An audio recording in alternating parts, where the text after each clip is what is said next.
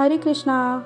भगवान श्री कृष्ण ने भगवत गीता के अध्याय 2 के श्लोक 56 में क्रोध के उपाय कुछ इस प्रकार बताए हैं। दुःखेष्वनुद्विग्न मनः सुखेषु विगतस्पृहः वीतराग भय क्रोध स्थितधीर्मुनिरुच्यते। जो त्रय तापों के होने पर भी मन में विचलित नहीं होता अथवा सुख में प्रसन्न नहीं होता और जो आसक्ति भय तथा क्रोध से मुक्त है वही स्थिर मन वाला मुनि कहलाता है। मतलब बुरा होने पर जिसके मन में दुख पैदा ना हो और सुख होने पर मन शांत रहे। सुख तो हर किसी को भाता है, लेकिन सुख पाकर जो लालच या मोह में ना बह जाए वही सच्चा ज्ञानी है।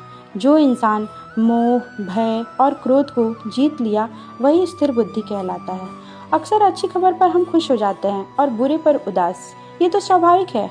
अगर किसी जानवर को भी आप खाना देंगे तो वो खुश हो जाएगा और उसे छीन लेंगे तो उसे बुरा लगेगा।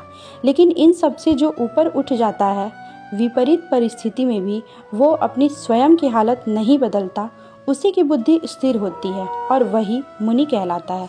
जैसे आप इसके तात्पर्य में देखिए, ऐसे कृष्ण भावना भावित व्यक्ति तीनों तपों के संघात से तनिक भी विचलित नहीं होता, क्योंकि वह इन कष्टों को भगवत कृपा के रूप में लेता है और पूर्व पापों के कारण अपने को अधिक कष्ट के लिए योग्य मानता है और वह देखता है कि उसके सारे दुख भगवत कृपा से रंच मात्र रह जाते हैं। इसी प्रकार जब वह सुखी होता है तो अपने को सुख के लिए अयोग्य मानकर इसका भी श्रेय भगवान को देता है। वह सोचता है कि भगवत कृपा से ही वह ऐसी सुखद स्थिति में है और भगवान की सेवा और अच्छी तरह से करता है।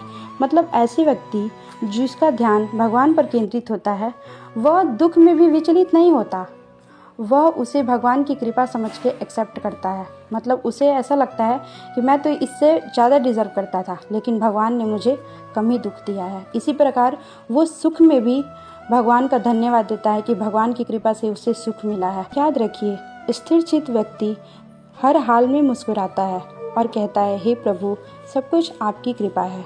अगर आपको मेरी ये बात अच्छी लगी तो इसे अपने जीवन में उतारें और दूसरों तक जरूर पहुँचाएँ। हरे कृष्णा।